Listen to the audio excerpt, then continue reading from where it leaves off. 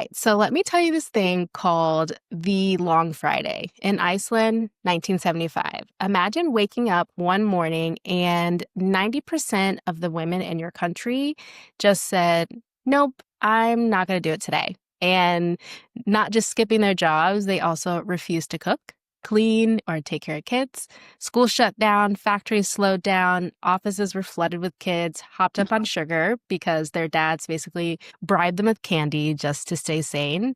And by the end of the day, the men called it the Long Friday because apparently living one day as a mom was exhausting enough to feel like a whole week. But the thing is, that strike actually worked. The very next year, Iceland passed the Gender Equality Act. A few years later, they elected the world's first democratically chosen female president. And even now, Iceland is still number one for gender equality worldwide, all because women on one single day pulled back the curtain and said, you want to see what happens without us? Well, here you go.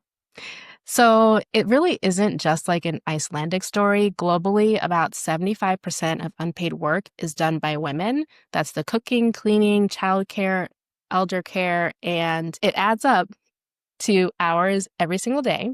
Men average maybe 30 minutes to 2 hours, and often it's always just like the fun stuff, like play with kids, not changing diapers at 2 a.m.